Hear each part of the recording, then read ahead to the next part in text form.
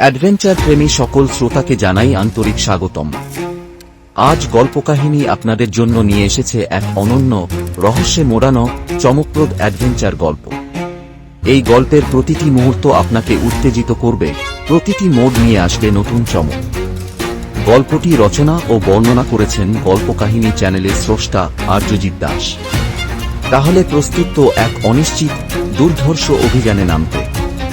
চলুন শুরু হোক আজকের দুঃসাহসিক যাত্রা। সতর্কবার্তা: ধূমপান ও মদ্যপান স্বাস্থ্যের জন্য ক্ষতিকর। সুস্থ থাকুন, নিরাপদ থাকুন। রাত তখন প্রায় 12টা। শীতের কুয়াশা পুরো কলকাতাকে ঢেকে ফেলেছে। আমি তখনও কলেজ স্ট্রিটে বসেছিলাম। অফিসের কাজের চাপ আর ব্যস্ত জীবনের একঘেয়েমি কাটাতে পুরনো বন্ধুর সাথে আড্ডা দিচ্ছিলাম। চা, সিগারেট, গল্প, সময় যে কখন কেটে গেছে খেয়ালই করি। বন্ধুটি একসময় বলল, তুই এত রাতে ফিরবি কি করে? এখন তো শহরের বেশিরভাগ বাস বন্ধ হয়ে যায়। আমি ঘড়ির দিকে তাকিয়ে দেখি রাত প্রায় 12:30। সত্যি, এ সময় বাস পাওয়া বেশ কঠিন।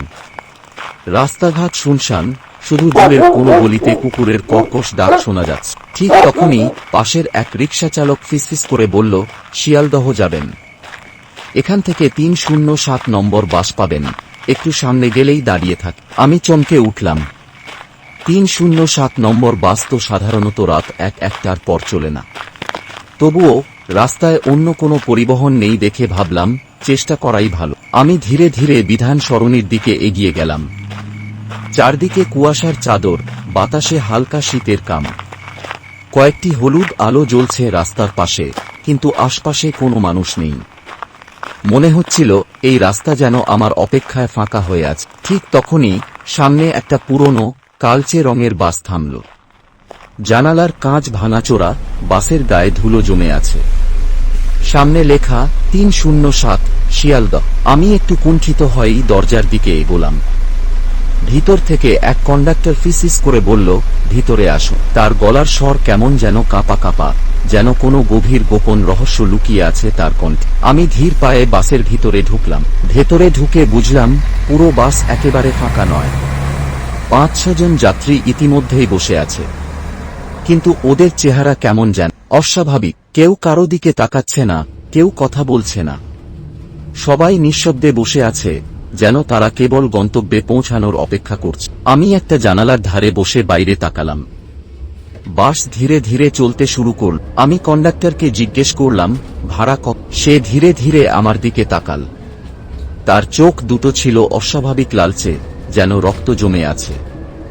গলায় এক অদ্ভুত শীতল স্বর এনে বলল, ভাড়া পরে নেওয়া হবে, এখন বসে থাকুন। আমি একটু অবাক হলাম, কিন্তু কিছু বললাম না।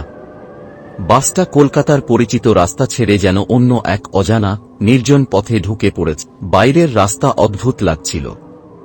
বাতিস্তম্ভগুলো এক এক করে অন্ধকারে মিলিয়ে যাচ্ছে, যেন বাসটা এক ধোঁয়াটে বিভীষিকার মধ্যে প্রবেশ করছে। তখনই আমি বাসের এক কোণে খেয়াল করলাম একটা সিট খালি ছিল, কিন্তু এক মুহূর্তের মধ্যে সেখানে একটা ছায়ামূর্তি বসে পড়েছে। আমি চোখ কুচুলিয়ে তাকালাম। সত্যি, সেখানে এখন একজন বৃদ্ধা বসে আছে, কিন্তু তার মুখ দেখা যাচ্ছে না। আমার শ্বাস ধীর হয়ে আসছিল। আমি অন্য যাত্রীদের দিকে তাকালাম। পাশের একজন যাত্রীর গলা কেমন যেন একপাশে কাত হয়ে গেছে। তার মাথাটা যেন শরীরের সাথে ঠিকমতো যুক্ত নয়। আরেকজন যাত্রী কেমন অদ্ভুতভাবে ঝুঁকে পড়ে আছে, তার চোখ খোলা কিন্তু দৃষ্টি শূন্য। আমি ঘামে ভিজে যাচ্ছিলাম। তারপর খেয়াল করলাম বাসের দরজার কাছে আমার প্রতিবিম্ব পড়ছে, কিন্তু আশেপাশের কারো প্রতিবিম্ব নেই। আমার রক্ত হিম হয়ে গেল। বাসের জানালার বাইরে তাকিয়ে দেখি রাস্তার ধারে কয়েকটা কুয়াশাচ্ছন্ন অবয়ব দাঁড়িয়ে আছে, যেন বাসটার অপেক্ষায়। তাদের মুখ নেই। আমি উঠে দাঁড়িয়ে বললাম, বাস থামান, আমি নাম। কিন্তু কেউই কিছু বলল না। কন্ডাক্টর হঠাৎ ফিসফিস করে বলল, আপনি ভুল বাসে উঠেছেন, এখানে থেকে কেউ নামতে পারে না। আমার মাথা চক্কর দিচ্ছিল। তখনই এক বৃদ্ধ যাত্রী, যিনি এতক্ষণ চুপ করে বসেছিলেন, নিচু গলায় বললেন, তুমি যদি বাঁচতে চাও পরের স্টপের আগে জানালা দিয়ে লাফ দাও। আমি চমকে তার দিকে তাকালাম। তিনি ফিস করে বললেন, 307 নম্বর বাসটা গত 20 বছর ধরে রাত 12টার পর এই রাস্তায় চলে। এই বাসে যারা ওঠে তারা আর জীবিত নামে না। আমার শ্বাস বন্ধ হয়ে আসছিল। বাসের গতি বাড়তে লাগল। আমি জানতাম কিছু একটা করতে হবে। তাই সাহস করে জানালার লক খুলে দিলাম। আমি একবার কন্ডাক্টরের দিকে তাকালাম।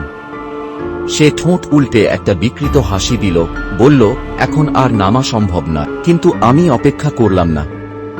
এক গভীর শ্বাস নিয়ে জানালা দিয়ে ঝাঁপ দিলাম। আমার চোখ বন্ধ হয়ে গেল, মনে হলো আমি একটা গভীর খাদে পড়ছি। কিছুক্ষণ পরে নিজেকে রাস্তায় পড়ে থাকতে দেখলাম। আশেপাশে গাড়ির আওয়াজ, লোকজনের কোলাহল। আমি বুঝতে পারলাম আমি কলকাতার এক পরিচিত রাস্তায় ফিরে এসেছি। আমি পিছনে তাকালাম, কোথাও কোনো বাস নেই। পরদিন খবরের কাগজে পড়লাম 2 বছর আগে এক 307 নম্বর বাস দুর্ঘটনার পরে সব যাত্রী মারা যায়। আজও মাঝরাতে কিছু মানুষ সেই বাসে উঠতে দেখে। যারা ওঠে তারা আর ফেরে না। আমার হাত ঠান্ডা হয়ে গেল, কারণ আমি জানি গত রাতে আমি সত্যিই সেই বাসে উঠেছিলাম। আজও যদি আপনি গভীর রাতে বিধান সরণিতে 307 নম্বর বাস দেখতে পান, কখনো ভুলেও উঠবেন না, কারণ